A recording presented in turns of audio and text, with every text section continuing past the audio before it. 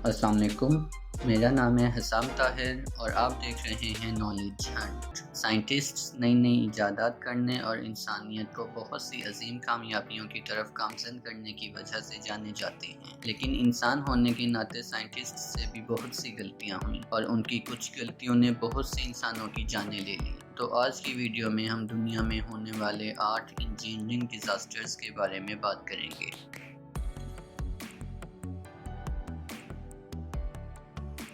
Chernobyl انسانی تاریخ کا ایک بہت بڑا حادثہ تھا جو کہ 26 اپریل 1986 کو یوکرین میں چرنوبل نیوکلیئر ری ایکٹر میں پیش آیا۔ یہ حادثہ ایک ایکسپیریمنٹ کے دوران پیش آیا جب سائنٹسٹ یہ جاننے کی کوشش کر رہے تھے کہ پاور کٹ ہونے کی صورت میں نیوکلیئر ری ایکٹر میں موجود ٹربائنز کتنی دیر تک نیوکلیئر ری ایکٹر کو ٹھنڈا رکھنے کا کام کر سکتے ہیں تاکہ اس دوران ایمرجنسی سپلائی کو ایکٹیویٹ کیا جا سکے۔ یہ ایکسپیریمنٹ پہلے بھی 3 بار کیا جا چکا تھا مگر بری طرح ناکام رہا تھا۔ یہ ایکسپیریمنٹ نیوکلیئر ری ایکٹر کے یونٹ 4 میں کیا گیا تھا اور دوران ایکسپیریمنٹ نیوکلیئر ری ایکٹر کی پاور انسٹیبل ہونے کی وجہ سے نیوکلیئر ری ایکٹر کے یونٹ 4 کی ٹنوں وزنی چھت ایک دھماکے کے ساتھ اڑ گئی اور دیکھتے ہی دیکھتے ریڈیو ایکٹیو پارٹیکلز ہوا میں پھیل گئے اور اموات کا سلسلہ شروع ہو گیا۔ اس ڈیزاسٹر میں بہت سے فائر فائٹرز اور مقامی لوگوں کی موت ہوئی تھی اور اس دھماکے سے لگنے والی آگ 9 دن تک بے قابو رہی تھی، جس پر بعد میں قابو پا لیا گیا تھا اور اس کے آس پاس کا علاقہ خالی کروا لیا گیا تھا۔ کچھ رپورٹس کے مطابق اس ڈیزاسٹر سے 30 سے 40 ہزار لوگوں کی موت ہوئی تھی اور بہت سے لوگ بے گھر ہوئے تھے۔ اس کے علاوہ اس ڈیزاسٹر کے سبب خالی کروائے جانے والا پریپیت شہر آج بھی ویران ہے اور ایک آسیب زدہ علاقے ہونے کا پس منظر پیش کرتا ہے۔ اس حادثے کی انویسٹیگیشن سے یہ بات سامنے آئی کہ اس ایکسپیریمنٹ کو کرنے کے لیے پراپر پریکاشنری میئرز کا خیال نہیں رکھا گیا تھا اور اس کے علاوہ یہ حادثہ سائنٹسٹس کی لاپرواہی اور لیک آف کمیونیکیشن کی وجہ سے پیش آیا۔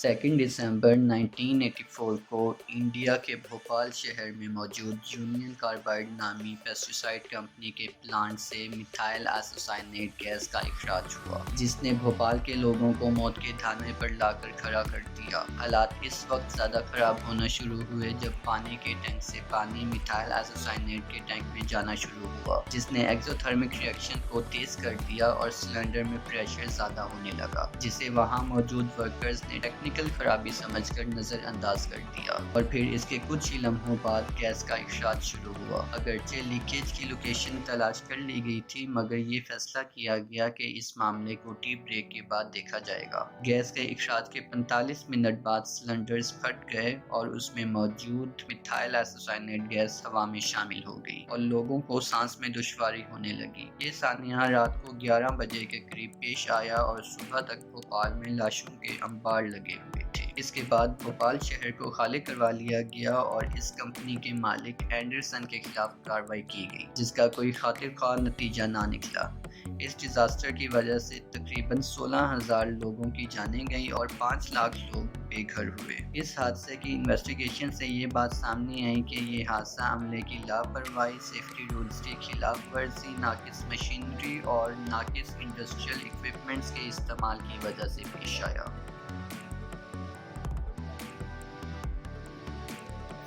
ٹائٹینک ڈیزاسٹر ایک ویل نون انجینئرنگ ڈیزاسٹر تھا۔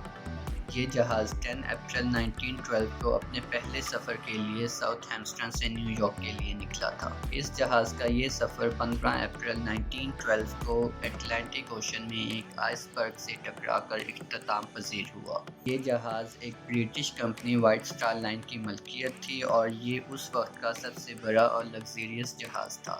اس جہاز کے مالک نے یہ دعویٰ کیا تھا کہ اس جہاز کو انسنکیبل بنایا گیا ہے کیونکہ اس کا ڈیزائن ہی اس طرح کیا گیا تھا کہ اگر اس جہاز کے 16 کمپارٹمنٹس میں سے 5 ڈوب بھی جاتے ہیں پھر بھی یہ شپ پانی میں اپنا سفر جاری رکھ سکے گا۔ بہت سی رپورٹس سے یہ پتہ چلتا ہے کہ 14 اپریل کی رات کو سمندر کا ٹیمپریچر -2 ڈگری تک جا پہنچا تھا، جس کی وجہ سے سمندر میں آئس برگ بننا شروع ہوئے۔ اس کے علاوہ اٹلانٹک اوشن میں موجود ایک دوسرے جہاز نے ریڈیو کی مدد سے ٹائٹینک کو وارننگز بھی دی تھی، مگر ٹائٹینک میں موجود ریڈیو آپریٹر فرسٹ اور سیکنڈ کلاس کے پیسنجرز کے آرڈر لینے میں اتنا مصروف تھا کہ اس نے وارننگز کو نظر انداز کر دیا، اور پھر آئس برگ کا کیپٹن کو اس وقت پتہ چلا جب آئس برگ جہاز کے بہت قریب آ گیا، اور بہت سی کاوشوں کے باوجود بھی جہاز آئس برگ سے ٹکرا گیا اور یوں ٹائٹینک جہاز سمندر بوس ہو گیا۔ اس کے علاوہ اس جہاز میں 60 سے زائد لائف بوٹس کی کیپیسٹی موجود تھی، مگر خوبصورتی کے پیش نظر صرف 20 سی لائف بوٹس رکھی گئی، جس کی وجہ سے 2200 لوگوں میں سے صرف 700 لوگوں کی جانیں بچائی جا سکی۔ اس کے علاوہ مزید انویسٹیگیشن سے یہ بات بھی پتہ چلی کہ جہاز بنانے کے لیے اچھی کوالٹی کا مٹیریل بھی استعمال نہیں کیا گیا تھا، اور پھر یہ سب وجوہات ٹائٹینک کے ڈوبنے کا سبب بنی۔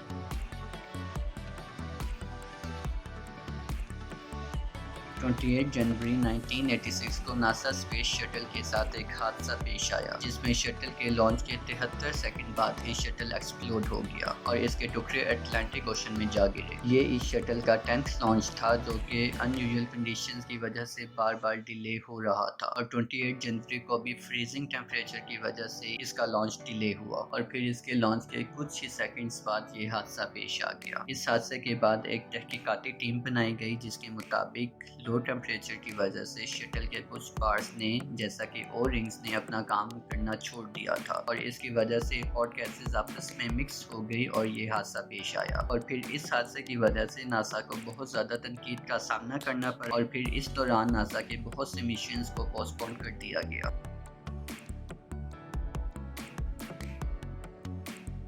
ٹیکوما برج امریکہ کی واشنگٹن اسٹیٹ میں گگ ہاربر اور ٹیکوما شہر کے درمیان بنایا گیا تھا، جو کہ 1 جولائی 1940 کو ٹریفک کے لیے کھولا گیا تھا۔ یہ پہلا کیبل سسپینشن برج تھا جو کہ بننے کے صرف 4 مہینے بعد ہی گر گیا۔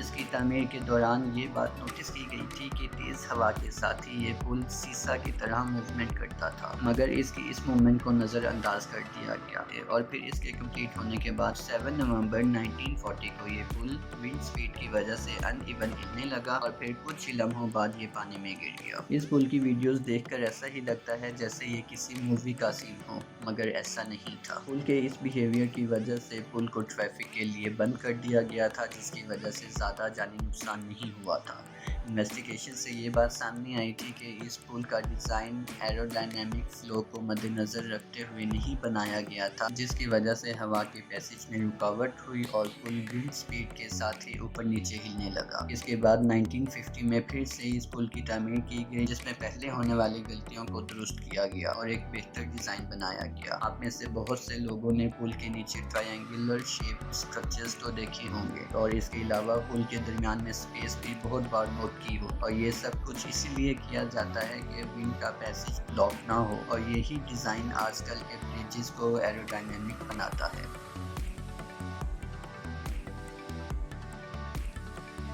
کیوبک برج اب تک کا سب سے بڑا کنٹیلیور برج ہے، جو کہ 2 بار حادثوں کا شکار ہونے کے بعد اپنا یہ مقام حاصل کرنے میں کامیاب ہوا۔ اس پل کے 2 ٹریکس ہیں، جن میں سے ایک ریلوے اور دوسرا روڈ ٹریفک کے لیے استعمال کیا جاتا ہے۔ 1907 میں اس کی کنسٹرکشن کے دوران ہی ایک انجینئر کو اس کے اسٹرکچر میں کچھ خرابی نظر آئی، پر اس کے چیف انجینئر نے اس کو نظر انداز کر دیا، اور پھر 29 اگست کو یہ پل سینٹر سے ٹوٹ گیا اور اپنے ساتھ 75 جانے لے گیا۔ اس کے بعد 11 سپٹمبر 1916 کو اس پل کے سینٹرل سیکشن کو اپنی جگہ لگاتے ہوئے پھر سے پل ٹوٹ گیا، جو کہ اپنے ساتھ 13 مزید جانے لے گیا۔ اس کے بعد 1917 میں اس پل کی تعمیر مکمل کی گئی اور اسے 29 اگست 1919 کو ٹریفک کے لیے کھولا گیا۔ اس حادثے کی انویسٹیگیشن سے یہ بات سامنے آئی کہ یہ پل فالٹی ڈیزائن اور چیف انجینئر کی نان سیریس بیہیویئر کی وجہ سے یہ پل 2 بار حادثوں کا شکار ہوا۔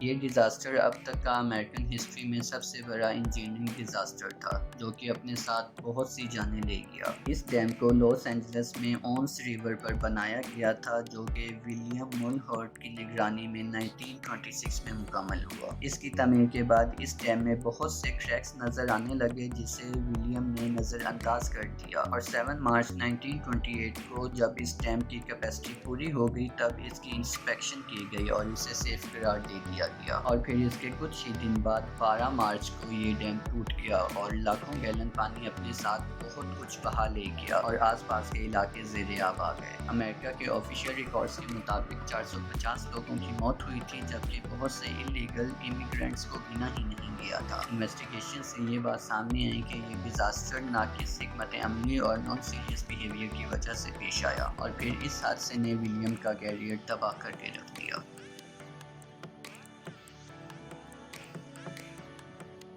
इस डिज़ास्टर को अब तक का ग्रेट मोलेसेस फ्लड भी कहा जाता है। ये हादसा 1919 में पेश आया जब 2 मिलियन गैलन से भरा हुआ मोलेसेस टैंक फट गया, जिसने बॉस्टन की सड़कों पर तबाही मचाना शुरू कर दी। इस डिज़ास्टर की इन्वेस्टिगेशन से ये बात सामने आई कि इस टैंक की तमीर के लिए फॉल्टी मटीरियल इस्तेमाल किया गया था, जिसकी बर वक्त मेंटेनेंस भी नहीं की गई थी और इसी वजह से इस टैंक में बहुत ज़्यादा लीकेज हो गई थी, जिसको छुपाने के लिए इस टैंक को ब्राउन पेंट कर दिया गया था। 15 जनवरी 1919 को मोलेसेस टैंक फटा और इसमें मौजूद hot molasses 35 miles per hour की स्पीड से शहर की तरफ फटने लगा और इस सैलाब ने इंसानों, जानवरों, हत्ता के अपने रास्ते में आने वाले घरों और गाड़ियों को भी अपने चुंगल में ले लिया और लो टेम्परेचर होने की वजह से हॉट मोलेसेस जम गया, जिसकी वजह से मोलेसेस में ही बहुत से लोगों के मकबरे बन गए और इस हादसे की वजह से तकरीबन 21 लोगों की जानें गई और बहुत से लोग जख्मी हुए। तो अगर आपको मेरी वीडियो अच्छी और इन्फॉर्मेटिव लगी है तो लाइक और सब्सक्राइब करें और बेल के आइकन पर क्लिक कर लें ताकि आपको मेरी हर नई आने वाली वीडियो बआसानी मिलती रहे। मिलते हैं अगली वीडियो में। अल्लाह हाफिज़।